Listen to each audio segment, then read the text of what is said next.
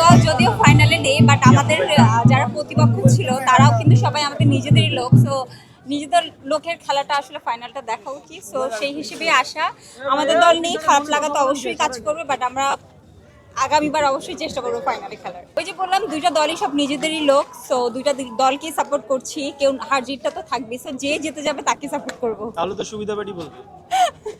বলতে পারেন সুবিধা পার্টি, বাট ওই যে বললাম এক দলকে সাপোর্ট করলে অন্য দল একটু রেশারেশি হবে। সো এই জন্য দুই দলকে সাপোর্ট করা, আর দুই দলই অনেক ভালো খেলছে দেখি কিন্তু তারা ফাইনালে আসা। সো যারাই জিতবে তাদের জন্য শুভকামনা থাকবে। টাইটানে বেশি পছন্দের মানুষ, সো আশা করব টাইটান জিতবে এবং তারা খুব ভালো খেলছে, এবং তারা জিতে গেলে তো অবশ্যই একটু বেশি খুশি হব। হয়তো অনেক টিমে জায়গা ছিল না, বা যারা আগে খেলেছে তারা তো আসলে প্রায়োরিটিটা পাবে সবার আগে, এটা অবশ্যই আমার মনে হয় ঠিক ছিল। বাট আমরা বা আমাদের টিম অবশ্যই চেষ্টা করবো যে নেক্সট বার যাতে যারা আসলে জায়গা পায়নি বা যাদেরকে জানানো হয়নি তারা অবশ্যই আগামীবার খেলবে। ফার্স্টের দিকে এটা প্রপারলি একদম ফ্যান ফলোয়ার বা তার কাজটা দেখে তাদেরকে নেওয়া হয়েছে। আমার মনে হয় শেষের দিকে অনেকেই আসলে এদিক ওদিক থেকে ঢুকে গিয়েছে, যে এই টাইমটাতে আসলে সবাই এই টিম প্রিপারেশন নিয়ে ব্যস্ত ছিল।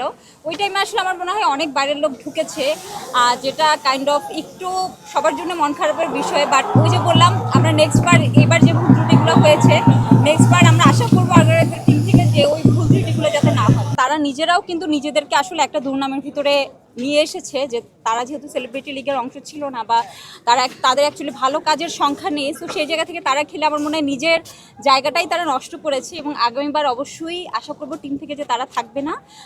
এবং আরও যারা ভালো মানুষ আছে বা ভালো সেলিব্রিটি আছে, ভালো ইনফ্লুয়েন্সার আছে, বা ভালো নায়ক নায়িকা আছে, তারকা মডেল যেটাই হোক, তারা আশা করবো নেক্সট বার পার্টিসিপেট করবে।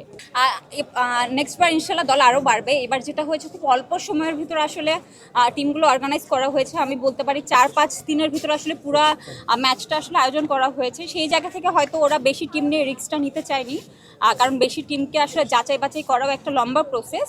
সো আশা করি ইনশাল্লাহ নেক্সট বার আমাদের অনেকগুলো টিম থাকবে এবং আমরা অনেক ভালো ভালো মুখ দেখতে পাবো।